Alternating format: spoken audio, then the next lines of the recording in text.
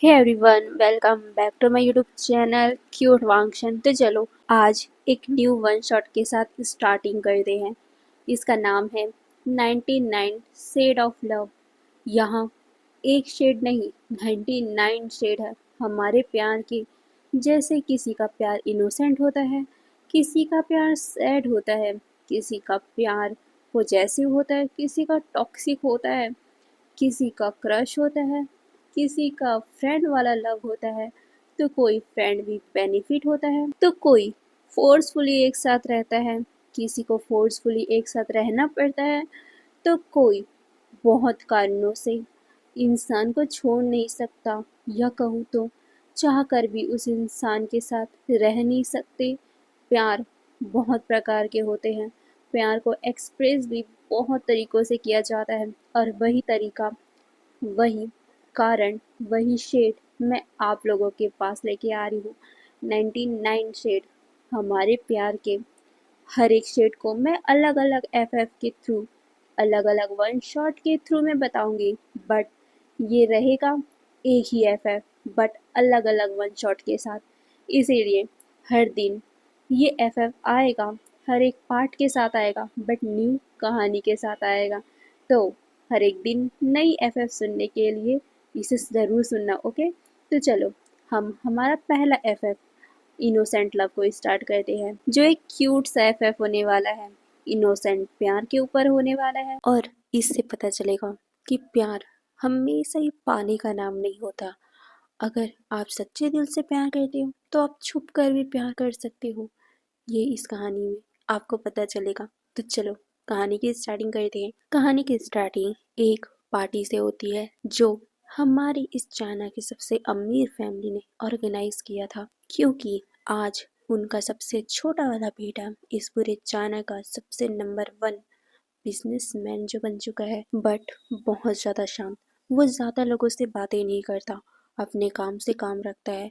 वो ये पार्टी करना भी नहीं चाहता था, बट उसके पेरेंट्स ने उसे फोर्स किया।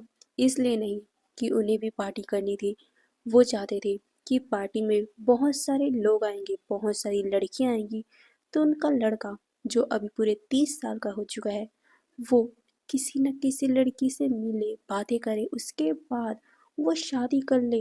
क्योंकि उसके बड़े भाई ने तो शादी कर ली, उनके 2 बच्चे भी हो गए हैं। अब इसको तो कर लेनी चाहिए, ये 30 साल का जो हो चुका है। बट लान वांगजी को शादी करनी ही नहीं है। कुछ खालीपन है उसके अंदर, शायद किसी का इंतज़ार है उसके अंदर। बट वो इंसान कहाँ चला गया है, वांगजी को पता भी नहीं है। वांगजी उसने उसे कितना ढूंढने का ट्राई किया था, बट वो मिला ही नहीं। अब हम आगे देखते हैं।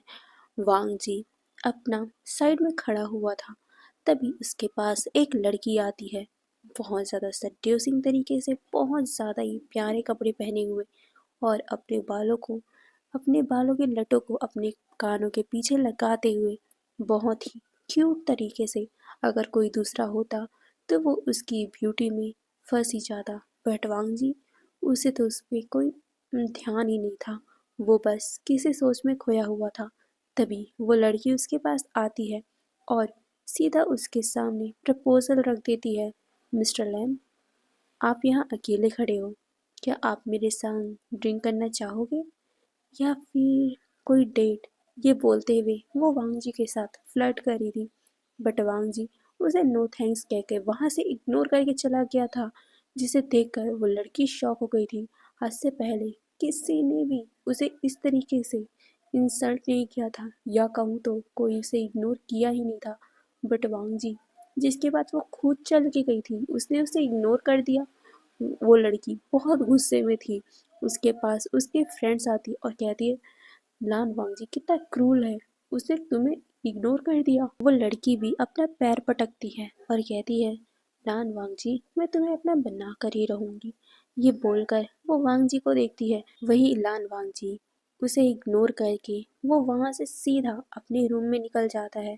वो अपने रूम में शांति से बैठना चाहता था, क्योंकि उसे ये सब बिल्कुल पसंद नहीं है। उसे बस शांति चाहिए, किसी की यादों में खोने की शांति, जो यहाँ लोग उसे देते ही नहीं हैं। वांगजी अपने रूम में जाता है, अपने लाइब्रेरी में जाता है, वहाँ से एक डायरी निकालता है। उस डायरी को देखते ही वांग जी के उस बेजान से शांत से फेस में एक छोटी सी मुस्कुराहट आ जाती है, एक छोटी सी शांति आ जाती है, ऐसी खुशी आ जाती है जो कोई देख न सके, बट महसूस वो पक्का कर सकता है कि लामजान इसे देखकर कितना खुश है। वांग जी उस डायरी पे अपना हाथ फिराता है और कहता है, कहाँ हो तुम? कहाँ हो?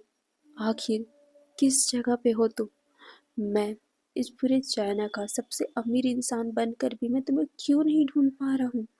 कहाँ चले गए हो तुम? ये बोलते हुए वो उस डायरी पे अपना हाथ चला रहा था। धीरे धीरे वो उस डायरी को ओपन करता है, जिसके फर्स्ट पेज में ही लिखा हुआ था, WY लव्स एलेक्स। वांग जी उसे देखते हैं, मुस्कुराता है और वो कहता है, पागल हो तुम मुझसे इतना प्यार करते थे कि तुमने इसमें स्टार्टिंग से वो बात लिखी हुई है, बट मैं मूर्ख, मैं उसे समझ नहीं पाया। ये बोलकर वो उस डायरी पे उस WY वर्ड पर अपना हाथ फिराता है और कहता है, मैं कितना बड़ा मूर्ख था ना, मैं पहले ही समझ नहीं पाया कि आखिर इसका मतलब क्या है, बट जब तुम चले गए तब मुझे एहसास हुआ, तब मुझे मालूम पड़ा कि ये तुम थे। बट अब मुझे मालूम होने के बावजूद भी मैं तुम्हें क्यों नहीं ढूंढ पा रहा हूँ। ये बोलते हुए वो उस लेटर पे या कहूँ तो उस WY पे हाथ फिरा रहा था। फिर वो एक और पेज खोलता है जिसमें लिखा हुआ था, पहली बार मैंने तुम्हें जब देखा तो तुम बहुत ज़्यादा रूड थे, बहुत ज़्यादा कोल्ड थे, बट तुम बहुत ज़्यादा प्यारे थे। तुम्हें पता है, तुम्हें देखते ही मेरा दिल कितनी तेज़ी से धड़क रहा था। क्यों तुम इतने ज़्यादा रूड हो? मैं तुमसे प्यार करता हूँ, मेरी तरफ भी तो देख लिया करो। कोल्ड बॉय, मैंने तुम्हें कितनी बार अपनी फीलिंग को बताने का ट्राई किया, बट तुम हो कि मुझ पे ध्यान ही नहीं देते। ये बात पढ़ते ही वांग जी को एक बात याद आती है, अपने कॉलेज के दिनों की बात, जिसे याद करते हुए वांग जी के होठों में एक प्यारी सी मुस्कुराहट आ जाती है। तो चलो हम उनके कॉलेज का टाइम देखते हैं।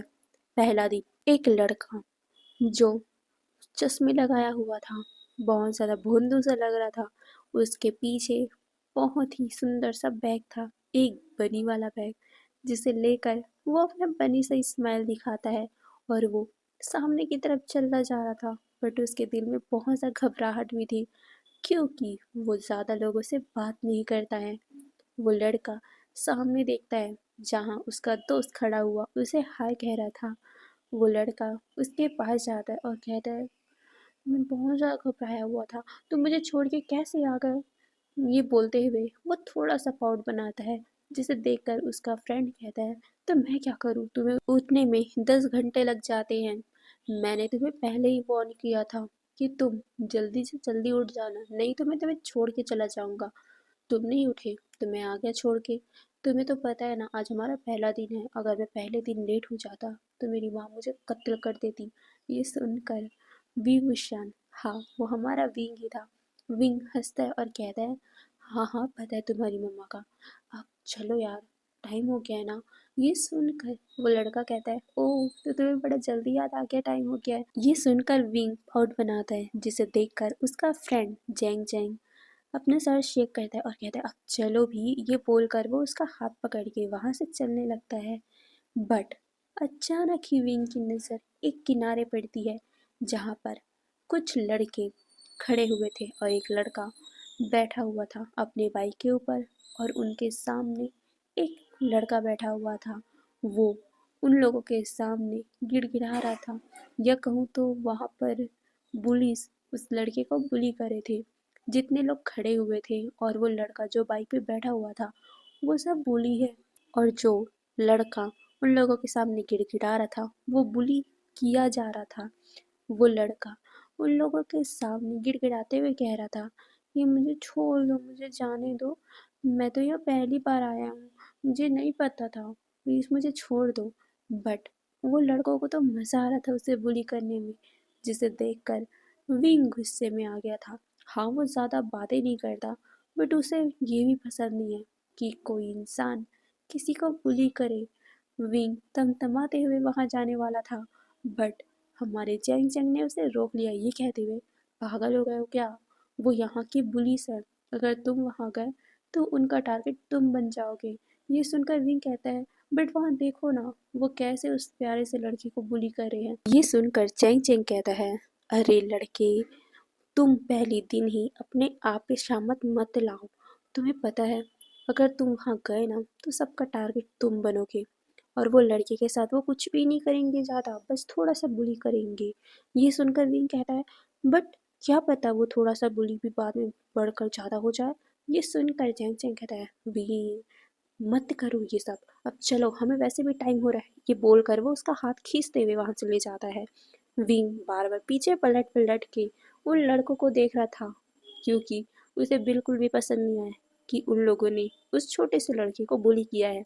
विंग की नज़र उस सामने बैठे हुए, उस बाइक पे बैठे हुए लड़के के ऊपर जाती है। दिखने में हैंडसम है, बट कितना ज़्यादा गंदा है। वो कैसे किसी को बुली कर सकता है? यही बात सोचते हुए विंग अपना नाक मुंह बना रहा था, तभी उस लड़के की भी नज़र विंग के ऊपर जाती है। विंग जैसे उस लड़के की आंखों में देखता है, उसकी बॉडी में एक अलग सी शिवरन दौड़ गई थी और अचानक से उसकी नजर नीचे हो जाती है और वो घबराते हुए जेंग जेंग के साथ वहां से चला जाता है। पूरे टाइम विंग को बस उस लड़के की याद सता रही थी, या कहूँ तो उसकी आंखों की याद आ रही थी, किस तरीके से उसकी आंखों ने उसे घूरा था। ये बात सोचते ही विंग की बॉडी एक अलग सी शिवरन दौड़ रही थी। विंग कहता है, बाप रे विंग, सच में वो कितना ज़्यादा कोल्ड है। हाँ, नहीं बाबा नहीं, उसके पास नहीं जाना। ये बोलते हुए विंग अपने आप को शांत करता है और इसके बाद उनका लंच टाइम होता है। लंच टाइम में विंग अपने दोस्त के साथ अपने लंच को एंजॉय कर रहा था। अचानक ही उसे वॉशरूम आया। वॉशरूम के कारण वहाँ से वो अकेला ही चला गया था, क्योंकि वो चैंग को परेशान नहीं करना चाहता था। विंग वॉशरूम जाता है, बट वहाँ फिर से उसी लड़के को देखकर विंग हल्का सा डर जाता है। वहाँ लान वांगजी खड़ा हुआ था। हाँ, वही लान वांगजी जो वहाँ बुली करा था। यहाँ हमारा लान वांगजी एक बुली बॉय है। वो सबको बुली करता रहता है, बहुत ज़्यादा रूड है, बहुत ज़्यादा कोल्ड है, बहुत ज़्यादा हार्टलेस पर्सन है। उसके अंदर दिल नाम का भी चीज़ ही नहीं है। उसे लोगों को परेशान करना बड़ा ही पसंद है, और अभी भी वो एक लड़के को परेशान कर रहा था। विंग को देखते ही वांग जी की नज़र विंग पे चली जाती है। विंग जैसे देखता है कि वांग जी उसे देख रहा है, तो वो जल्दी से वॉशरूम के अंदर घुस जाता है। वांग जी ये देखते ही उसके होठों में एक स्मक आ जाती है। नया मुर्गा, ये सोचते ही वो स्मक करता है। तभी उसके दोस्त उसे कहते हैं, अब क्या हुआ बड़ी, तुम ऐसी क्रीपी से स्माइल क्यों दे रहे हो? ये सुनकर वांग जी कहता है, कुछ नहीं, मुझे एक नया बकरा मिल गया है। ये सुनकर उसके दोस्त कहते हैं, वाह, अब न्यू लड़के को परेशान करना है। ये सुनकर वांग जी कहते हैं, तुम लोग नहीं, सिर्फ मैं। ये बोलकर वो अंदर वॉशरूम के अंदर चला जाता है, अपने दोस्तों को मना करके कि वो लोग उस लड़के को परेशान नहीं करेंगे, उस लड़के को परेशान सिर्फ वांगजी ही करेगा। यही बोलकर वो अंदर घुस जाता है। अंदर विंग वॉशरूम करके अपने हाथ पैरों को धो ही रहा था कि तभी पीछे वांगजी खड़ा हो जाता है। वांगजी मतलब जैसे ही विंग को फील होता है कि कोई तो उसके पीछे खड़ा है, विंग आईने में पीछे की तरफ देखता है, और जैसे उसने पीछे देखा, उसकी पूरी बॉडी कांप उठी थी। विंग डरते हुए पीछे मुड़ता है, बट वो निकल पाता उससे पहले ही वांग जी ने अपने दोनों हाथों को उसके दोनों तरफ फिक्स कर दिया था। वो उसे स्मक करके देख रहा था, और उसके बाद वांग जी विंग को बुली करने लग जाता है, जिससे विंग की आंखों में आंसू आ गए थे, क्योंकि विंग वांग जी के सामने कुछ बोल ही नहीं पा रहा था, उसका जुबान ही नहीं खुल रहा था। वांग जी उसे बुली करता है, उसके बाद उसके सर पे एक हल्का सा टपली मारते हुए कहता है, आज के बाद से मैं तुम्हारा मालिक हूँ और तुम्हें मेरा सारा काम करना होगा। ये सुनकर विंग कुछ भी नहीं बोल पाया, क्योंकि उसकी तो बोलती ही बंद हो चुकी थी। वांग जी के ऐसे इतने पास आ जाने से पहली बार जब उसने वांग जी को देखा था, उसकी अलग सी दिल की धड़कन बढ़ सी गई थी। बट उसे ये भी पता था कि ये बुली है, इसीलिए वो उससे दूर रहना चाहता था। बट नहीं पता कैसे, बट उसने वांग जी को अपने तरफ अट्रैक्ट कर लिया है। विंग अपने सर पे हाथ मारता है और कहता है, वी वुशान, तुम लोगों को बुली होने से बचाते हो और खुद बुली हो गए। ओह, कैसे लड़के हो तुम। ये बोलते हुए विंग अपना पैर पटकता है। वहीं वांग जी वहां से जाते हुए धीरे से पीछे मुड़ता है और कहता है, ओए, मेरे लिए जल्दी कॉफी लेके आओ। ये सुनकर विंग उसे देखता है। विंग चुप था। वांग जी उसे घूरता है, जिससे विंग डर गया था। वो कहता है, हाँ लाता हूँ ना। ये बोलकर वो जल्दी से वहां से भाग गया था, जिसे देखकर वांग जी एक हल्का से स्माइल करता है और फिर वो अपने दोस्तों के पास जाकर बैठ जाता है। वहीं विंग जल्दी से वांग जी के लिए कॉफी लेता है और कॉफी लेकर वो सीधा भागते हुए वांग जी के पास जाता है। वांग जी विंग को देखता है। उसके दोस्त कहते हैं, वाओ यार, कितना क्यूट बंदा है। वांग जी जिसे सुनते ही उसे गुस्सा आ जाता है। वो कहता है, हे, तुम्हारी ऑलरेडी गर्लफ्रेंड है ना, तो किसी और के बारे में ये सब बातें मत सोचो। ये सुनकर उसका दोस्त कहता है, बड़ी, मैं क्या सोच रहा हूँ, मैं तो बस बोल रहा हूँ वो क्यूट है। ये सुनकर वांग जी कहता है, क्यूट, किस एंगल से वो क्यूट है। बहन जी लगता है, देख कैसे उसने चश्मे लगा रखे हैं, कैसे भोंदू से कपड़े पहन रखे हैं, बिल्कुल अच्छा नहीं है। ये बोलते हुए वांग जी विंग को ऊपर से नीचे देख रहा था। वहीं उसके दोस्त ये सुनते ही वांग जी को देखते और फिर अचानक ही विंग को देखते हुए हंसने लग गए थे। वही विंग जो उनके पास आ रहा था, वो जब उन लोगों की हंसी देखता है और वो भी उसको देखते हुए, तो विंग को थोड़ा अनकंफर्टेबल फील होता है और वो मन में वांग जी और उसके दोस्तों को गाली देते हुए आ रहा था। विंग जल्दी से वांग जी को कॉफी देता है और वहां से वो सीधा भाग जाता है, जिसे देखकर वांग जी के होठों में एक स्मक आ जाती है। फिर विंग अपने दोस्त चैंग के पास जाता है। चैंग पूछता है कि आखिर तुम इतने टाइम तक कहाँ थे। ये सुनकर विंग वांग जी के बारे में सोचता है और अचानक ही वो अपने सर नामे शेक करते हुए कहता है, मैं वो बस बाहर घूम रहा था। हाँ, ये बोलते हुए वो अपने मन में कहता है, नहीं, मैं चैंग को नहीं बता सकता कि मैं जो दूसरों को बुली होने से बचाता हूँ खुद बुली हो गया। वो मुझे बहुत डांटेगा। चैंग ने तो मुझे पहले ही वार्न करा था कि मुझे उस लड़के के आसपास भी नहीं रहना है। बट हाँ, मैं क्या बोलूँ, नहीं, उसको मैं नहीं बता सकता, नहीं तो वो मुझे जान से मार देगा। ये कहते हुए विंग अपने दोस्त को देखता है और उसके बाद चैंग कहता है, हाँ ठीक है, अब चले क्लास, टाइम हो चुका है। ये सुनकर विंग भी अपना सर हिलाता है और फिर वो अपनी क्लास के लिए निकल जाता है। रास्ते में वांग जी उसे फिर से नोटिस करता है। वांग जी विंग को घूरता है, वो भी चैंग के साथ देखते ही उसे कुछ तो फील हुआ था, बट वो जान ही नहीं पाया कि वो क्या फीलिंग है। इसीलिए वो भी अपने दोस्तों के साथ वहां से चला गया था। उसके बाद शाम का टाइम, विंग घर आ चुका था और घर आते ही उसने डायरी लिखना स्टार्ट कर दिया था। विंग का बचपन से आदत है कि वो हर एक बात को डायरी में लिखता है। आज भी उसने उस बात को डायरी में लिखा। वांग जी के बारे में डायरी में लिखा। उसने लिखा कि कैसे उस लड़के ने उसका दिल चुरा लिया था, बट उसकी कोल्ड आंखों ने विंग को भी डरा दिया था। विंग जो किसी से डरता नहीं है, किसी के बुली को सहता नहीं है, बट अलग ही वांग जी जब उसके पास आता है तो विंग का दिल, उसका हार्ट अलग से रिएक्ट करता है। इतनी जोरों से धड़कता है कि विंग वांग जी के सामने कुछ बोल ही नहीं पाता और जिसका फायदा उठाकर आज वांग जी ने उसे बुली किया। विंग वांग जी के बारे में कुछ बुरी बुरी बातें, जैसे वांग जी कितना ज़्यादा कोल्ड है, कितना ज़्यादा रूड है, कितना ज़्यादा बदतमीज़ है, उसने मुझे बुली किया, ऐसा वैसा, उसने बहुत सारी बातें लिखी है। बट उसके साथ साथ वांग जी की उसने तारीफ़ें भी उसमें लिखी है। ये सब पढ़ते हुए वांग जी के होठों में एक स्माइल आ जाती है और कहता है, पागल थे तुम। ये बोलते ही वांग जी मुस्कुराता है और फिर वो डायरी पलटता है, या कहूँ तो डायरी के पेज को पलटता है। उसमें लिखा हुआ था, आज मैंने इस कोल्ड बॉय के अंदर एक सॉफ्ट सा हार्ट देखा। मुझे उस दिन पता चला कि ये कोल्ड बॉय दिखने में और लोगों को बताने में कि ये कोल्ड है, बहुत ज़्यादा रूथलेस है, बहुत ज़्यादा ही हार्टलेस पर्सन है, इसके अंदर दिल नहीं है, ये सबको दिखाता है, बट इसके अंदर भी एक सॉफ्ट सा दिल है। आज तो इसने ऐसी हरकतें की जिसे देखते ही मेरा दिल इसको और भी प्यार करने को तड़प रहा था। ये सब पढ़ते हुए वांग जी मुस्कुराता है और फिर उस दिन की बात याद करता है। वांग जी कॉलेज की तरफ आ रहा था, तब उसने देखा कि कैसे एक बिल्ली रोड क्रॉस कर रही थी। बट अचानक ही उस बिल्ली को किसी ने कार से उड़ा दिया, जिससे बिल्ली बहुत ज़्यादा ही घायल हो गई थी। वांग जी को ये जब दिखा तो वांग जी अपनी बाइक को रोककर सीधा उस बिल्ली की तरफ भागता है। वहीं दूसरी तरफ विंग भी अपने कॉलेज ही जा रहा था और रास्ते में उसने भी ये सीन देखा था। वो भी भागना चाहता था, उस बिल्ली को बचाना चाहता था, बट उससे पहले ही वांग जी वहाँ आ गया। वांग जी को देखते ही विंग वहाँ रुक गया था। वांग जी बहुत ही प्यार से उस बिल्ली को सहला रहा था। उस बिल्ली की वजह से उसके पूरे वाइट कपड़े पूरे रेड में तब्दील हो गए थे। वांग जी कितना प्यार से उसे कैरेस कर रहा था, उसे कितने प्यारे प्यारे वर्ड बोल रहा था, ऐसे जैसे वो इंसान ही हो। वांग जी उस प्यारे से किटन को समझा रहा था कि तुम हिम्मत मत हारना, मैं तुम्हारे साथ हूँ, बस कुछ टाइम और मैं तुम्हें हॉस्पिटल ले जाऊंगा, तुम बस अपनी आंखें बंद मत करना। ये बोलते हुए वांग जी उस किटन को समझा रहा था।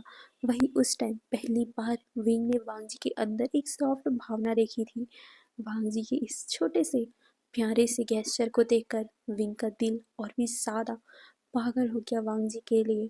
वांग जी उस किटन को लेकर सीधा हॉस्पिटल भागा था।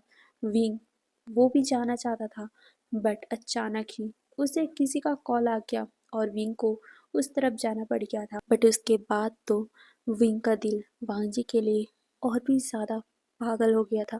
वो उससे और भी ज़्यादा पागलों की तरह प्यार करता था, बट बता नहीं पाया। वो छुप छुप कर वांग जी को देखा करता था, और अगर वांग जी उसे बुली करता तो विंग चुपचाप बुली हो भी जाया करता था।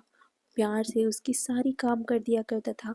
वही वांग जी को लगता था कि वो विंग को बुली कर रहा है, बट उसे कौन बताए कि वो तो किसी के दिल का राजकुमार बन चुका है। विंग वांग जी की सारी बातों को कंप्लीट करता था, बट चैंग उसे हमेशा डांटा करता था कि आखिर तुम उसकी सारी बातों को मानते क्यों हो। चलो प्रिंसिपल को कंप्लेंट कर देते हैं वांग जी के खिलाफ, 1-2 महीने तक वो सस्पेंड रहेगा, तब उसे पता चलेगा। ये सुनकर विंग कहता है अरे नहीं, हम इतनी बड़ी सजा नहीं दे सकते। ये सुनकर चैंग उसे घूरता है और कहता है क्यों, तुम्हें वो बुली करता है तो तुम्हें पनिशमेंट तो देनी चाहिए ना। और वैसे मुझे एक बात बताओ विंग, तुम किसी इंसान को बुली होते हुए देखते हो तो तुम उस बुली करने वाले इंसान को अच्छा सबक सिखाते हो, बट कोई तुम्हें खुद बुली कर रहा है, तुम उसे पनिश नहीं कर रहे हो। तुम्हें तो सबसे ज़्यादा पनिश करना चाहिए उसे, बट तुम उसे और भी ज़्यादा बढ़ावा दे रहे हो। मुझे समझ नहीं आ रहा। रुको, कुछ तो चल रहा है ना तुम्हारे दिमाग में, क्या चल रहा है बोलो। ये बोलते हुए चैंग विंग को घूर रहा था। विंग कहता है क्या क्या, मुझे इस तरह से क्यों घूर रहे हो। मैं क्या फील करता हूँ, कुछ नहीं फील करता मैं। ये बोलते हुए वहां से भाग गया था। वही चैंग उसे घूरता रह गया था। क्या चल रहा है इसके दिमाग में। अब हमें फिर से वांग जी की तरफ का सीन दिखाया जाता है। वांग जी उस डायरी को पढ़ते हुए मुस्कुराता है और कहता है पागल, अगर प्यार करते थे बोलना चाहिए था ना। ये बोलकर वो उस डायरी को फिर से, यानी कि उस डायरी के पेज को फिर से पलटता है जिसमें लिखा हुआ था लॉन्सान, मैंने तुम्हें कितनी बार समझाने की कोशिश किया था कि तुम लोगों को बुली मत किया करो। क्या पता किसी दिन किसी ने तुम्हारा कंप्लेन कर दिया तो। तुम समझते नहीं हो, अगर किसी ने तुम्हारा कंप्लेंट कर दिया तो तुम्हारा पूरा 3 महीना वेस्ट हो जाएगा। बट तुम्हें बताने का कोई फ़ायदा ही नहीं है, क्योंकि तुम तो मेरी बात सुनते ही नहीं थे। बट मुझे तो तुमसे प्यार है ना, मैं तुम्हें कैसे गिरते हुए देख सकता हूँ। इसीलिए जब भी तुम किसी को बुली करते थे मैं तुम्हें बचाने की ट्राई करता था। तुम्हें पता है मैंने तुम्हें कितनी बार बचाया है, बट तुम्हें तो पता ही भी नहीं है, इसका एहसास भी नहीं है।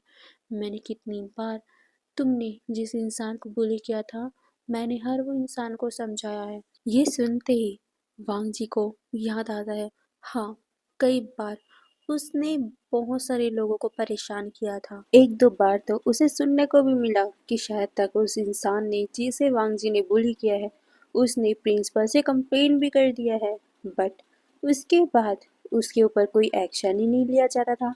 वांग जी को लगता था कि शायद तक उसके पेरेंट्स के वजह से या फिर वांग जी के वजह से कोई उसे कुछ बोलता नहीं है, बट उसे क्या पता था कि ये सब तो विंग के कारण था। विंग ही वांग जी को बचा लिया करता था। विंग ही टीचर से विनती करता था और टीचर ने विंग को बोला था कि अगर वांग जी इस बार के सेमेस्टर में फेल होगा तो विंग को भी इस कॉलेज से निकाल दिया जाएगा। विंग यहाँ का टॉपर था, जिस वजह से विंग की बातों को वो टीचर मान गए थे और विंग ने भी उन लोगों की शर्त को मान लिया था। विंग चुपके चुपके से वांग जी की मदद किया करता था। वैसे तो वांग जी को पढ़ने में बिल्कुल भी इंटरेस्ट नहीं था, बट विंग बहुत ज़्यादा मेहनत करता था वांग जी के लिए। वो वांग जी के लिए नोट भी बना के लाता था। विंग जो फर्स्ट ईयर का स्टूडेंट था और वांग जी सेकेंड ईयर का, बट विंग फर्स्ट ईयर का स्टूडेंट होने के बावजूद भी वांग जी के लिए सेकेंड ईयर की पढ़ाई कर रहा था और वो पूरी तरीके से वांग जी के लिए नोट बनाता था। वांग जी जो किसी चीज़ में ध्यान नहीं देता था, उसे तो बस अपना बुरी करने में और इधर उधर अपने दोस्तों के साथ मटर गश्ती करने में ही फुर्सत नहीं मिलता था। विंग को पता था अगर वांग जी ऐसे ही करता रहा तो टीचर उसे निकाल देंगे और वांग जी की करियर बर्बाद हो जाएगी और विंग नहीं चाहता था, इसीलिए वो हर बार वांग जी का प्रोजेक्ट कंप्लीट कराता था। हाँ, कई बार वांग जी शॉक हुआ था कि असल में ये सब करता कौन है। असल में उसका प्रोजेक्ट ऐसे कंप्लीट कैसे हो जाया करता है। हमेशा वांग जी अपने दोस्तों के साथ घूमने में बिजी होता था, जिस वजह से वो भूल ही जाता था प्रोजेक्ट के बारे में। और जब लास्ट टाइम आता था, जब उसके टीचर उसे पूछते थे कि कहाँ है प्रोजेक्ट, अचानक ही उसके बैग में वो प्रोजेक्ट आ जाया करता था और वो भी पूरी तरीके से कंप्लीट। वांग जी मतलब कंफ्यूज होता था कि आखिर ये सब क्या है।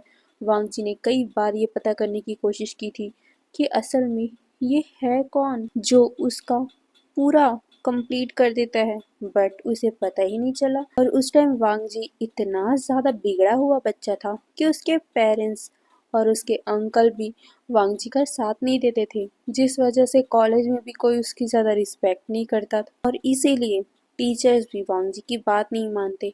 वांग जी ने कई बार सीसीटीवी कैमरा देखने की बातें की, बट वांग जी इतना बिगड़ा हुआ बच्चा था कि उसे अलाउ ही नहीं किया गया। उनको लगता था कि शायद तक वांग जी कोई शरारत करने वाला है, इसीलिए सब उसे मना कर देते थे। वांग जी बहुत ज़्यादा चिढ़ता था। एक बार तो उसने टीचर के ऊपर ही हाथ उठा दिया था। इस बात को विंग को दबाने में बहुत ज़्यादा मशक्कत करनी पड़ी थी, बट फिर भी ये बात वांग जी के पेरेंट्स को पता चल गया। वांग जी के पेरेंट्स वांग जी से बहुत ज़्यादा नाराज़ हो गए थे। उस दिन के बाद से वांग जी ने पढ़ने की कोशिश तो की, क्योंकि उसके पेरेंट्स ने उसे धमकी दी थी, बट वो कर ही नहीं पा रहा था। अब ऐसा लड़का जो हमेशा मटर गश्ती करता हो, अचानक ही उसे कोई पढ़ने को बोल दे, पढ़ पाएगा नहीं ना। तो वांग जी भी नहीं कर पा रहा था। वो हमेशा ही पढ़ने को बैठता, उसे नींद आने लग जाती या तो उसे अपने दोस्तों की याद आने लग जाती और कभी कभार तो वो पढ़ते पढ़ते ही सो जाया करता था लाइब्रेरी में। ये देखकर विंग बहुत ज़्यादा ही मुस्कुराता था। वांग जी कितना ज़्यादा लगन से पढ़ाई कर रहा है, बट वो कर नहीं पा रहा है। विंग जानता था कि इतनी आसानी से पढ़ने में इंगेज हो जाना बहुत ज़्यादा मुश्किल है, इसीलिए वो चुपके चुपके से वांग जी के सामने पूरा नोट रख देता था ताकि वांग जी अच्छे से पढ़ाई कर पाए। वांग जी जब ये देखता था कि किसी ने नोट रखा है, वो शौक वो इधर उधर देखता, बट उसे कोई मिलता ही नहीं था। वो लोगों से भी पूछता था, बट लोगों को भी नहीं पता होता था कि आखिर किसने ये रखा है। वांग जी जिसे बहुत ज़्यादा चिढ़ता था, आखिर वो पर्सन है कौन, आखिर वो वांग जी को मिल क्यों नहीं रहा है। वांग जी इतना ज़्यादा उसे ढूंढ रहा है, पहली बार है जब वांग जी किसी को ढूंढ रहा है और वो मिल नहीं रहा है। वांग जी ये सब याद करते हुए मुस्कुराता है। अब हम प्रेजेंट का टाइम देखते हैं, जब वांग जी ये सब पढ़ रहा था। वो कहता है, उस टाइम भी तुम मिस्ट्री की तरह रहते थे, कितनी बार मैंने तुम्हें ढूंढा था, बट फिर भी तुम मुझे नहीं मिले। आखिर तुम हो कौन, आखिर तुम्हारी रियल आइडेंटिटी क्या है विंग, कौन हो तुम जो मुझे तुम नहीं मिल पा रहे हो। उस टाइम भी जब मैं कुछ नहीं था तो तुम मुझसे आसानी से बच जाया करते थे, छुप जाया करते थे, और अब मैं इतना बड़ा इंसान बन चुका हूँ, फिर भी मैं तुम्हें क्यों नहीं ढूंढ पा रहा हूँ।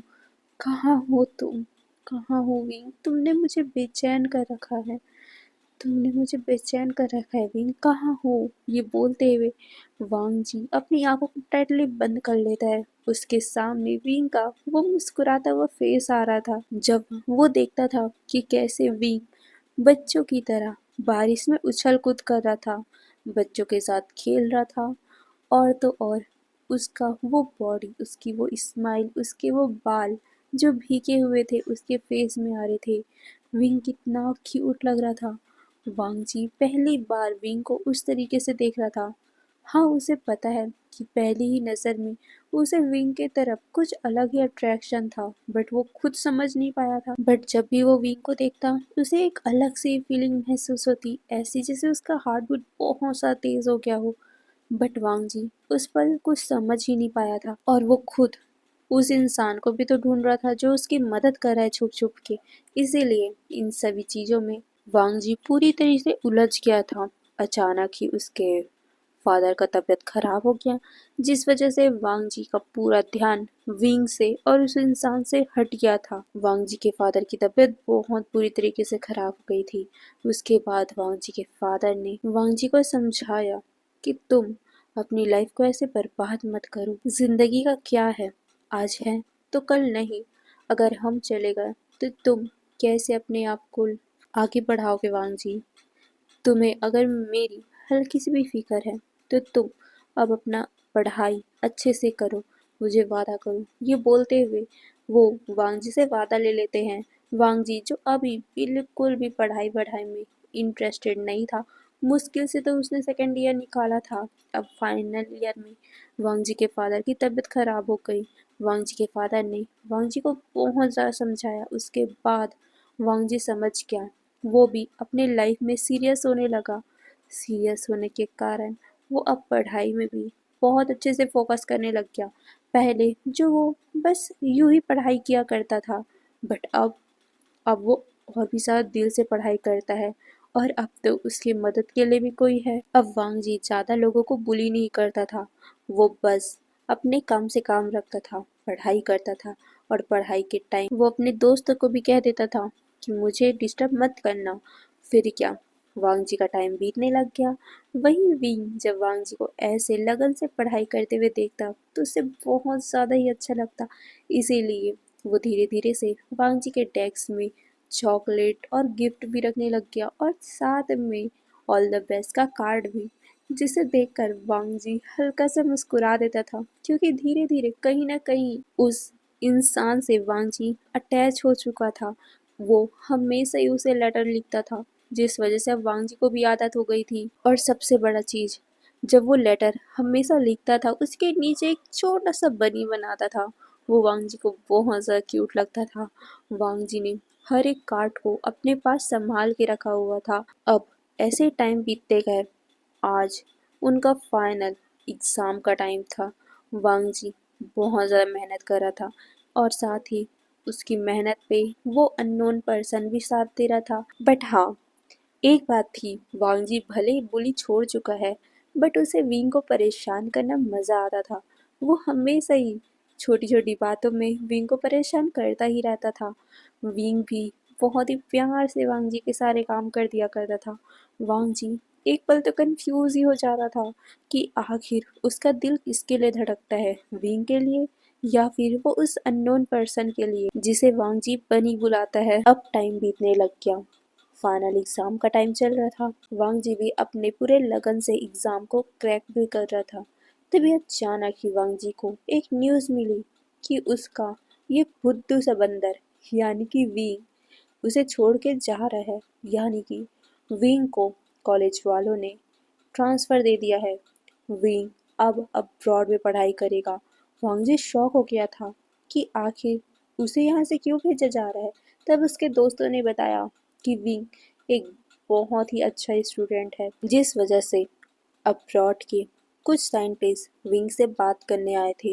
विंग जाना नहीं चाहता था, बट यहाँ के टीचर्स ने विंग को बहुत ज़्यादा अप्रोच किया, बहुत ज़्यादा बोला, तब जाके विंग मान चुका है और वो वहाँ जाने को तैयार हो गया। विंग पूरे 5 सालों तक वहाँ ही रहेगा, वहाँ पढ़ाई करेगा और वहाँ वो उनके खोजों में मदद करेगा। ये सुनकर वांगजी पहले तो एक अलग सी फीलिंग में खो गया था। विंग उसे छोड़ के जाएगा, वांगजी बहुत ज़्यादा ही अलग फील कर रहा था। बट ठीक है, खुश भी होता है वो, क्योंकि ये बहुत बड़ी बात है। किसी नॉर्मल से इंसान को एक वर्ल्ड के बेस्ट साइंटिस्ट के साथ काम करना ये बहुत बड़ी बात है। इसीलिए वांग जी भी खुश हो जाता है और वो विंग को हल्का सा परेशान करते हुए ऑल द बेस्ट कहता है। विंग भी हल्का सा मायूस था क्योंकि उसे वांग जी को छोड़ के जाना नहीं था, बट उसके पेरेंट्स ने विंग के सामने एक शर्त रखा था कि अगर उसे नॉर्मल जिंदगी जीनी है तो ये काम करना ही पड़ेगा। बस 5 साल 6 साल की बात है। ये बात कहना बड़ा आसान है कि ये बस 5 साल 6 साल की बात है, बट विंग जानता है कि ये 5 6 साल वो कैसे बिताएगा वांग जी से दूर, क्योंकि वांग जी को देखे बिना तो विंग का एक पल नहीं बीतता है और वो 6 साल तक वांग जी से दूर रहेगा। बहुत ज़्यादा ही विंग को दर्द हो रहा था अपने दिल पे, बट अब वांग जी भी उसके जाने पे खुश है तो विंग भी मान ही जाता है। विंग भी अपने आप में वादा करता है कि बस 5 साल, उसके बाद मैं पक्का तुम्हारे पास आऊँगा। ये बोलकर विंग मुस्कुराता है और फिर वो वहाँ से वांग जी को बाय बोलकर चला गया था। वांग जी को अपने दिल में थोड़ा सा पेन हो रहा था, बट वो समझ नहीं पा रहा था क्योंकि उस टाइम वो खुद कंफ्यूज था। वांग जी को उस टाइम तक कोई एहसास ही नहीं था कि वो विंग को प्यार करता है या सिर्फ अट्रैक्ट है या फिर उसे बस परेशान करना पसंद करता है, क्योंकि वांग जी विंग को बहुत ज़्यादा परेशान किया करता है और विंग को परेशान किए बिना वांग जी का दिन नहीं बीतता। वांग जी सुधर चुका है बट फिर भी उसे विंग को परेशान करना बहुत ज़्यादा पसंद है। विंग के जाने के एक दिन के बाद ही वांग जी को एहसास हो गया कि वो विंग को देखे बिना रह नहीं पा रहा है। वो विंग के बारे में पता करने की कोशिश करता है। उसे पता चलता है कि पूरे 5 6 सालों तक विंग के बारे में कुछ भी बाहर नहीं आएगा। विंग एक सीक्रेट जगह पे है जहाँ बस कुछ ही साइंटिस्ट जा सकते हैं और वो जगह बहुत ही ज़्यादा सीक्रेट है। किसी भी इंसान को इतनी इजीली उसके बारे में पता नहीं चलेगा। ये बात वांग जी सुनकर बहुत ज़्यादा शॉक था। वो अब विंग के बिना रह नहीं पा रहा था। विंग उसके आंखों के सामने रहता था, कितनी ज़्यादा मासूमियत से उससे बातें करता था, उसकी सारी विश पूरा करता था, उसके सारे काम करता था। वांग जी को अब विंग की आदत सी हो गई थी। जब वो एक दिन भी विंग को नहीं देख पा रहा था तो उसे अजीब सी बेचैनी महसूस हो रही थी। पहले पहले तो वांग जी कंफ्यूज था कि ये उसे हो क्या रहा है, बट धीरे धीरे उसे एहसास हुआ जो वो कभी करना नहीं चाहता था वो उसे हो गया है, विंग से प्यार। वांग जी जब ये अपने आप से महसूस करता है ना कि उसे विंग से प्यार हो गया है, तब वांग जी बहुत ज़्यादा शॉक हो गया था। उसे इतनी लेट में क्यों एहसास हुआ? काश काश वो विंग को वहां जाने से रोक लेता। यही बात सोचते हुए वांग जी बहुत ज़्यादा डिप्रेशन में चला गया था, बट उस टाइम उसके दोस्तों ने उसका सपोर्ट किया। वांग जी अपने दोस्तों के कारण थोड़ा बहुत ठीक हुआ था, यहाँ तक कि उसके दोस्तों ने ये भी समझाया कि विंग अपनी लाइफ बनाने गया है। वो वांग जी के कारण अपनी इतनी बड़ी अपॉर्चुनिटी तो थोड़ी ना खो सकता था। विंग 5 6 5 6 सालों में तो वापस आ ही जाएगा। देखना, अगर वो तुमसे प्यार करता है तो वो पक्का तुम्हारे पास आएगा। ये सुनकर वांग जी भी अपने आप में ही अपने आप को कॉन्फिडेंट फील करवाता है, बट उसे थोड़ा सा अजीब भी फील हो रहा था क्योंकि विंग गया ठीक है, बट अब उसका अननोन बनी भी उसे अब कोई लेटर नहीं भेजता। वांग जी को अब धीरे धीरे करके डाउट होने लग गया था। विंग गया, उसका बनी भी उसे अब लेटर नहीं भेजता, तो क्या इसका मतलब था विंग ही उसका बनी है? ये बात सोचते ही विंग मतलब वांग जी शॉक हो गया था। वांग जी जल्दी से जैंग चैंग के पास भागता है। वो उससे सब कुछ पूछता है कि आखिर क्या विंग ही बनी था? क्या विंग ही वो पर्सन था जो उसे चुपचाप लेटर भेजा करता था? चैंग ये सुनकर अपना सर हाँ में हिलाता है। पहले तो वो बताना नहीं चाहता था, बट अब विंग वहाँ से चला गया है तो बताने में क्या हर्ज है, यही सोचकर वो बता देता है।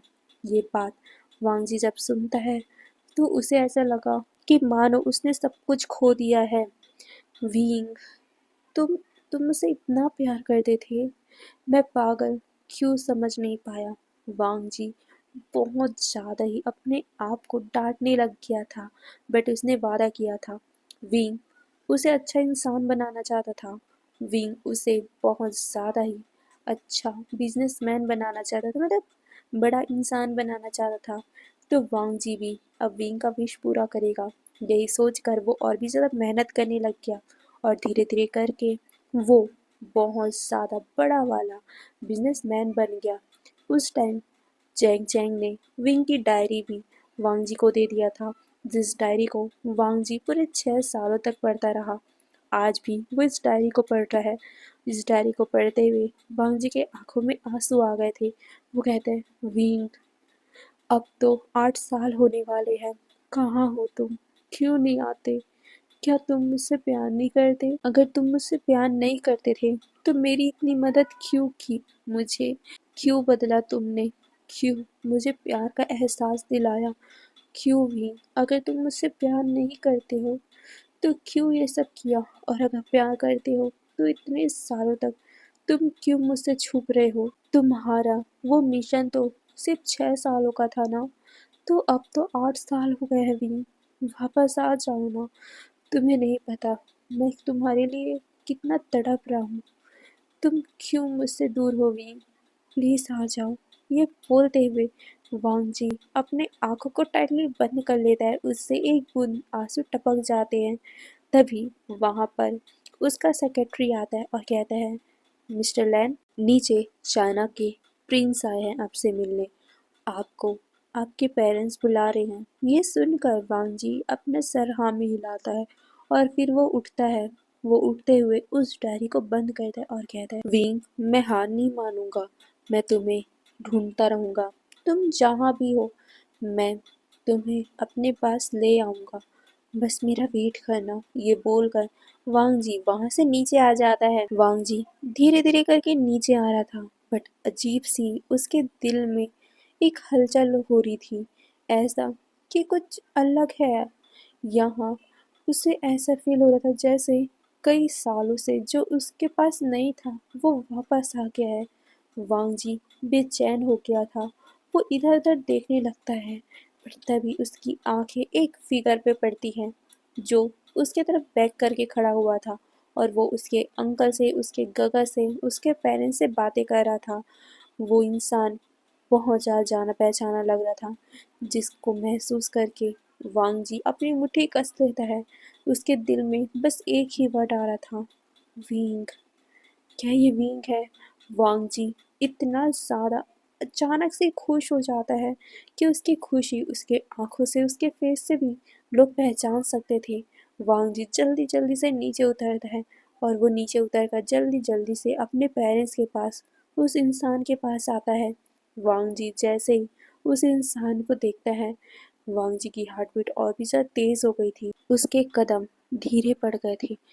वांग जी की हार्ट बीट बहुत ज़्यादा तेज़ हो गई थी, ऐसा लग रहा था कि मानो उसकी हार्ट बीट बहुत ज़्यादा तेज़ होते होते रुक सी जाएगी। वांग जी उस पर्सन के बैग को देख रहा था, उसका बैग पूरी तरीके से विंग के जैसा ही लग रहा था। वांग जी को अभी भी याद है उस टाइम कैसे विंग कितना मासूम दिखता था। वांग जी हमेशा ही उसके बैग को देखता रहता था, क्योंकि कहीं ना कहीं वांग जी को भी विंग की तरफ अट्रैक्शन थी। विंग को देखते ही उसे अलग सा ही फील होता था। तो वांग जी को उसके बॉडी स्ट्रक्चर, उसका पूरा मतलब अलग से ही महसूस हो जाता था कि विंग ही है। अभी भी वांग जी को ये महसूस हो रहा था। वांग जी कांपते हुए आवाज से कहता है, विंग। ये सुनते हुए विंग धीरे से, हाँ वो हमारा विंग ही था, विंग धीरे से पीछे मुड़ता है, और जैसे ही वांग जी उसे देखता है, वांग जी उसे देखते ही अपने इमोशन को कंट्रोल नहीं कर पाता, और अचानक ही सबके सामने उसने विंग को बहुत ही टाइटली अपने बाहों में ले लिया, जिसे देखकर सब शॉक, सभी के सभी शॉक हो गए थे। यहाँ तक कि वांग जी के पेरेंट्स, वांग जी के गगा, वांग जी के शाओ जी, यहाँ तक कि उसके अंकल भी शॉक हो गए थे। वांग जी कर क्या रहा है? इस चाइना के सबसे अमीर इंसान, यहाँ के प्रिंस को वांग जी ने कैसे गले लगा रखा है?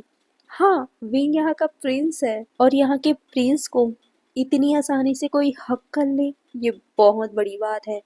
वांग जी जो किसी से बातें नहीं करता, ज़्यादा मतलब लोगों से दूर ही रहना पसंद करता है, और आज वो सबके सामने यहाँ के प्रिंस को हक कर रहा है। ये देखकर सब शॉक थे। वांग जी के गगा कहते, वांग जी क्या कर रहे हो, ये हमारे प्रिंस है, तुम ऐसा टच मत करो। ये सुनकर वांग जी, जो अभी विंग को बाहों में लेकर सुकून महसूस कर रहा था, जब उसने सुना प्रिंस वर्ड तो शॉक हो गया था। वांग जी धीरे से विंग से अलग होता है। विंग वांग जी को देखकर एक बनी से स्माइल दे रहा था। वांग जी कहते हैं, तुम। ये सुनकर विंग एक बनी से स्माइल देता है और कहता है, कैसे हो। ये सुनकर वांग जी के आंखों में एक अलग सी चमक आ गई थी। वांग जी कहता है, तुम तुम वापस आ गए। ये सुनकर विंग कहता है, वापस आ गया। ये सुनकर सब लोग कंफ्यूज थे, ये लोग बातें क्या कर रहे हैं। वांग जी कहते हैं, तुम्हें नहीं पता मैंने तुम्हें कितना मिस किया है। ये सुनकर विंग कहता है, और तुम्हें भी नहीं पता मैंने तुम्हें कितना मिस किया है। वांग जी कहता है, अगर मिस किया होता तो तुम मेरे पास जल्दी आते, 8 साल नहीं लगाते। विंग कहता है, आई एम सॉरी, मैं बस बिजी हो गया था। ये सुनकर वांग जी कहता है, 8 साल तक बिजी थे, ऐसा क्या काम करा था मेरा बुद्धू। ये सुनकर विंग हंसता है। वो कहता है, अच्छा, अब मैं बुद्धू नहीं हूँ, इस चाइना का सबसे बड़ा इंसान हूँ, प्रिंस हूँ मैं यहाँ का, थोड़ी इज्जत दो। ये सुनकर वांग जी उसके नाक को पिंच करते हुए कहता है, बट तुम अभी भी मेरे लिए वो क्यूट से बुद्धू ही हो। ये बोलकर वांग जी मुस्कुराता है। वांग जी को मुस्कुराते हुए देखकर सब शॉक हो गए थे, यहाँ तक कि विंग भी शॉक हो गया था। विंग कहता है, तुम मुस्कुराते हुए बड़े प्यारे लगते हो। ये सुन वांग जी मुस्कुराता है, उसे कहता है, ये सिर्फ सिर्फ तुम्हारे लिए है। ये बोलकर वो विंग को गले लगाता है। विंग मुस्कुराता है और वो भी वांग जी को बहुत ही टाइटली गले लगाते हुए कहता है, I miss you, I miss you so much. ये सुनकर वांग जी भी अपना सर हाँ में हिलाते हुए कहता है, मैंने भी तुम्हें बहुत मिस किया। ये सुनकर विंग कहता है, पता है कितनी बार तुमने मुझे ढूंढने की कोशिश की है। ये सुनकर वांग जी शॉक, वो विंग को देखता है। विंग कहता है, तुम्हें क्या लगता है कि मुझे कुछ पता नहीं था। ये सुनकर वांग जी कहता है, अगर पता था तो आए क्यों नहीं मेरे पास। ये सुनकर विंग कहता है, बस काम में बिजी था, 6 साल उस अलग से वीरान से जगह में था। उसके बाद 2 साल तो मेरे पेरेंट्स को मनाने में ही लग गया कि मुझे तुमसे शादी करनी है। ये सुनकर वांग जी शॉक, उसकी आंखें बहुत ही बड़ी हो गई थी। वांग जी कहते हैं, क्या कहा तुमने?" ये सुनकर विंग कहता है, शादी करने आया हूँ तुमसे, पूरे 2 साल लगे हैं मुझे अपने पेरेंट्स को मनाने में। अगर तुमने मुझे मना किया ना तो मैं तुम्हारी जान ले लूंगा। ये सुनकर वांग जी की हंसी छूट गई थी। वो कहते हैं, कौन होगा बुद्धू जो तुमसे शादी करने को मना करेगा। ये सुनकर विंग कहता है, इसका मतलब। ये सुनकर वांग जी कहते हैं, मैं तो कब से तुमसे शादी करना चाहता हूँ, तुम ही थे जिसने पूरे 8 साल लगा दिए। ये सुनकर विंग कहता है, आई एम सॉरी ना, मैं क्या करता, मुझे भी तो अपने पेरेंट्स को समझाना था, उन्होंने मुझे शर्त दिया था, मुझे तुमसे शादी करनी है तो मुझे उस जगह पे 6 साल काम करना होगा और उसके बाद मुझे उन्हें 2 साल मनाना भी पड़ा। ये कहते हुए कि तुम बहुत बड़े इंसान बन चुके हो, नहीं तो वो तो मान ही नहीं रहे थे।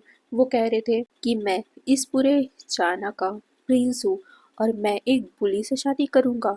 बट उनको मैंने कितना समझाया, अगर इतने समझाने के बाद अगर तुमने भी मना कर दिया होता ना तो मैं तुम्हें किडनैप करके ले जाता। ये सुनकर वांग जी कहता है, तो ले चलो ना।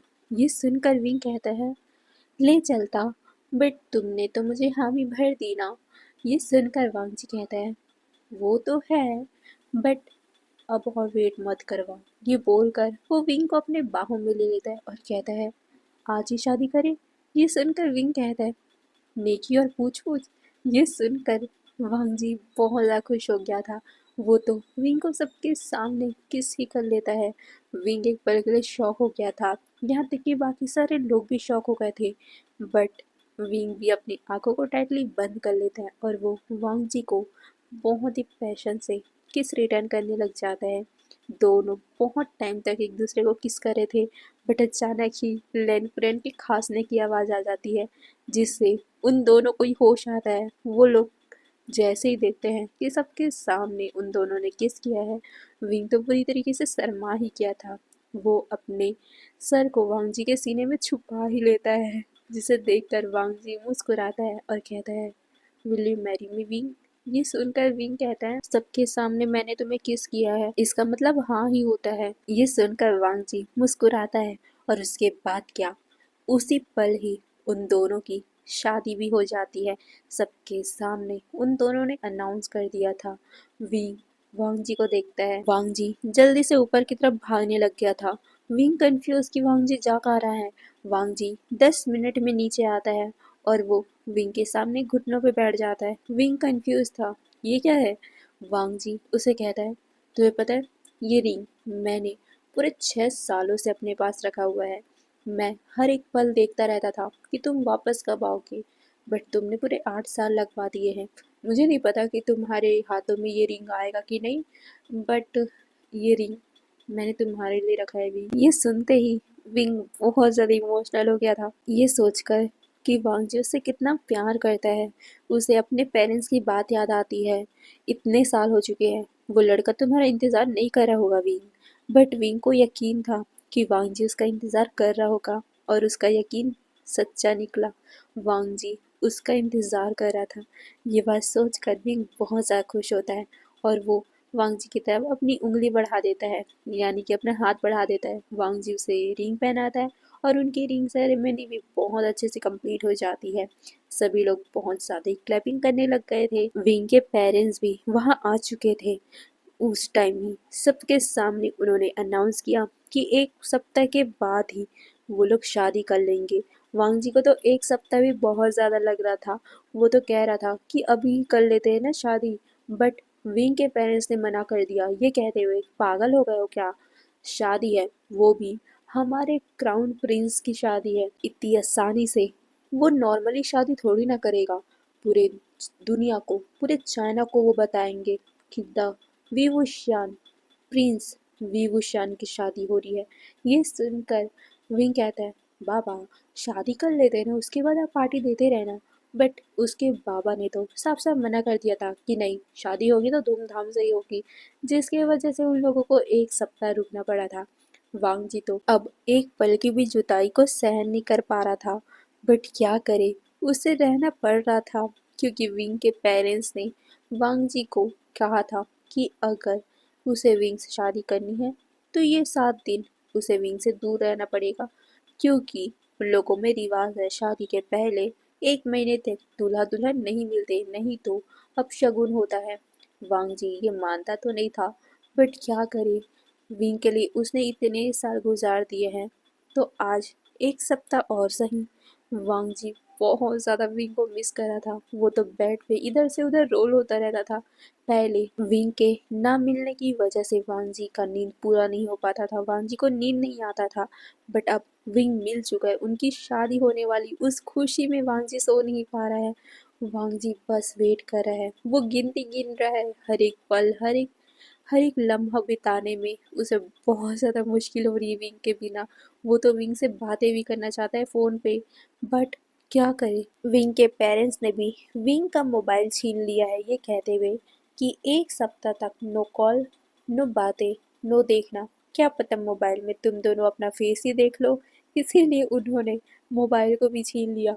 वांग जी कर्ज कर रहा था कि आखिर ये कैसा नियम है, क्यों ये 1 सप्ताह क्यों जल्दी से निकल नहीं जाता है। यही बात सोचते हुए वांग जी हर पल को बस बिता रहा था बहुत मुश्किलों से। ऐसे करते करते पूरे के पूरे 7 दिन बीत चुके थे। वांग जी बहुत ज़्यादा एक्साइटेड था, क्योंकि कुछ ही पल में उसकी शादी हो रही थी। वांग जी सोच रहा था, ये पल क्यों जल्दी बीत नहीं रहा है। वांग जी अपने आप को बहुत ही अच्छे से तैयार करता है और वो स्टेज पे जाके खड़ा हो जाता है। वो बस स्टेज के उस गेट की तरफ देखे जा रहा था जहाँ से विंग की एंट्री होने वाली है। वांग जी बस प्रे कर रहा था कि जल्दी टाइम बीत जाए, जल्दी विंग आ जाए, और उसकी ये मन्नत भी पूरी हो जा रही है, क्योंकि कुछ ही टाइम में वहाँ विंग की एंट्री होती अपने पापा का, अपने फादर का हाथ पकड़े हुए। वांग जी जैसे विंग को देखता है, उसे इतनी खुशी हो रही थी। उसने ये ड्रीम देखा था, विंग सफ़ेद कलर के 3 पीस सूट में होगा, उसके हाथों में एक बुके होगा। वो अपने फादर का हाथ पकड़ते हुए उसके तरफ बढ़ेगा। और ऐसा हो भी रहा है। वांग जी को तो ऐसा लग रहा है कि वो सपना देख रहा है। कुछ ही टाइम में विंग के फादर विंग का हाथ पकड़ के वांग जी के करीब लाते हैं। वांग जी विंग को देखने में इतना खोया हुआ था कि वो नोटिस ही नहीं करता कि विंग के फादर विंग का हाथ वांग जी की तरफ बढ़ा रहे हैं। वांग जी को देखकर विंग के फादर थोड़ा इरिटेट हो जाते। वो कहते हैं जल्दी विंग का हाथ पकड़ो, नहीं तो मैं उसे लेके चला जाऊंगा। ये सुनते ही वांग जी जल्दी से विंग का हाथ पकड़ लेते और कहते हैं नहीं, 8 साल पूरे मैंने वेट किया इसके, मैं इतनी आसानी से इसे जाने नहीं दूंगा। ये सुनकर विंग तो हंसी पड़ा था, यहाँ तक कि वहाँ के सारे लोग हंस रहे थे। वांग जी के मतलब विंग के फादर अपने आप को रोल करते और कहते हैं शुक्र मनाओ कि 8 साल के बाद मेरा बेटा तुम्हें मिल गया, नहीं तो मैं पूरी जिंदगी तुम्हें मिलने नहीं देता। ये सुनकर वांग जी अपना मुंह बनाता है और कहता है ऐसा कभी नहीं होता, अगर विंग नहीं आता तो मैं ढूंढ लेता। ये सुनकर विंग के फादर अपना मुंह बनाते हुए कहते अच्छा, 8 साल तक तुम ढूंढ नहीं सके और अब कहते हो कि तुम ढूंढ लेते। हाँ, ये सुनते हुए विंग कहता है फादर हो गया ना, मुझे अब शादी करने दो। ये बोलकर वो वांग जी का हाथ पकड़ के स्टेज में लेके जाता है। वांग जी मुस्कुराता है और फिर उनकी शादी होती है बहुत ही धूमधाम से। विंग के फादर विंग के बालों को सहलाते हैं और कहते हैं अगर तुम्हें कभी भी ज़रूरत हो हमारी, बेझिझक आ जाना, क्योंकि तुम हमारे इकलौते बेटे हो विंग, पूरी जायदाद तुम्हारी है। और इसने कुछ बोला ना तो मुझे बताना। ये सुनकर वांग जी कहता है मैं क्यों कुछ बोलूँगा, मैं विंग से बहुत प्यार करता हूँ, मैं विंग को बिल्कुल भी किसी चीज़ की कमी होने नहीं दूंगा। ये सुनकर विंग के फादर उसे देखते और कहते हैं होने भी मत देना, नहीं तो मैं तुम्हें बिल्कुल नहीं छोड़ूंगा। ये सुनकर वांग जी कहता है मैं वादा करता हूँ। ये सुनकर विंग के फादर अपना सर हिलाते हैं और फिर वो विंग के पेरेंट्स के पास मतलब वांग जी के पेरेंट्स के पास जाते हैं और वो कहते हैं समधी जी, विंग का ख्याल रखना, हमने उसे नाजों से पाला है। वांग जी के पेरेंट्स भी उसके पेरेंट्स के साथ हाथ मिलाते हैं और फिर कहते हैं कि ज़रूर हम विंग का अपने बच्चे जैसे ही ख्याल रखेंगे। फिर वो लोग एक दूसरे को ग्रीट करते हैं। ग्रीट करने के बाद विंग को वहाँ से जाना था। विंग जैसे महसूस करता है कि वो अब अपने पेरेंट्स से दूर जा रहा है, वो बहुत ज़्यादा भावुक हो गया था। वांग जी उसे संभालता है और कहता है फिक्र मत करो, अगर अपनी फैमिली से मिलना होगा, हम पक्का तुम्हारी फैमिली से मिलने जाएंगे, हम तुम्हें बांध के नहीं रखेंगे।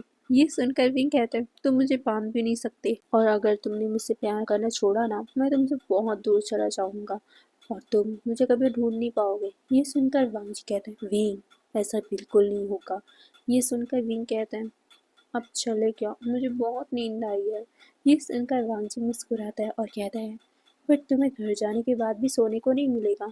ये सुनकर विंग कहता है क्यों। ये सुनकर वांग जी उसके कानों में कहता है क्योंकि आज हमारी फर्स्ट नाइट है। ये सुनते ही विंग के पूरे कान रेड हो गए थे। वो कहता है शेमलेस, और उसके बाद वो अपने अपने कार में बैठ जाते हैं। विंग के कार के पीछे आगे बहुत ज़्यादा ही उनके गार्ड्स का काफिला था। वैसे तो वांग जी भी एक बहुत बड़ा बिजनेसमैन है, बट उसके साथ साथ विंग की फैमिली ने भी विंग के पीछे बहुत सारे बॉडीगार्ड छोड़ रखे थे, क्योंकि विंग कोई छोटी मोटी हस्ती नहीं है। फिर विंग वांग जी के घर पहुंचता है। घर को देखते ही विंग बहुत ज़्यादा खुश हो गया था, क्योंकि उस घर को बहुत ही अच्छे से सजाया गया था। विंग का बड़ा ही धूमधाम से स्वागत किया जाता है। वांग जी विंग को देख रहा था, वो भी भूखे शेर की तरह। विंग उसके घर वालों से बातें कर रहा था। वांग जी इरिटेट हो रहा था, क्योंकि अब उसे सहन नहीं हो रहा था, इसीलिए वो सबके बीच में जाता है। विंग को अचानक ही अपने गोद में उठा लेता है। विंग शॉक हो गया था। वांग जी कहता है कल सुबह बातें करते हैं। ये बोलकर वो तुरंत ही विंग को अपने रूम में ले जाता है।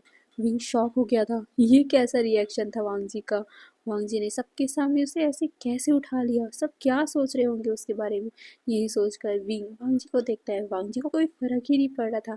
वो जल्दी से विंग को अपने रूम में ले जाता है, गेट लॉक कर देता है, विंग को बेड पे फेंकता है और फिर अपने कपड़े उतारकर सीधे ही विंग के ऊपर कूद पड़ा था। विंग शॉक हो गया था। वो विंग मतलब वांग जी को रोकने की कोशिश करता है कि धीरे से करो, बट वांग जी तो बिल्कुल भी धीरे करने वाला नहीं था, क्योंकि उसने कितने सालों तक इंतज़ार किया था इस पल का। इतने टाइम बाद उसे ये पल नसीब हुआ है, वो कैसे इस पल को वेस्ट कर सकता है। इसीलिए वो बिना देरी किए अचानक ही विंग पे टूट पड़ा और अचानक ही उस रूम से विंग की मॉर्निंग की आवाज़ें आने लग जाती है। अब हमें सीन शिफ्ट करके दिखाया जाता है पूरे के पूरे 3 महीने बाद का सीन। विंग प्रेग्नेंट हो चुका था। विंग बहुत ज़्यादा खुश था और वांग जी तो उसे उठाकर गोल गोल ही घुमाने लग गया था क्योंकि वो बहुत ज़्यादा हैप्पी था। सभी लोग हैप्पी थे, यहाँ तक कि ये बात पूरे न्यूज़ में भी आ चुकी थी कि विंग प्रेग्नेंट है। वैसे तो ये ओमेगा वर्स नहीं था, बट मैंने पहले ही बोला था कि इसमें मेल प्रेगनेंसी मिल सकती है। ये नॉर्मल सी एफएफ है, ओके। और यहीं पर हमारा ये एफएफ ख़त्म होता है। आपको जैसा भी लगा हो प्लीज़ कमेंट में ज़रूर बताना। तो चलो आज के लिए बस इतना ही, फिर बाय बाय।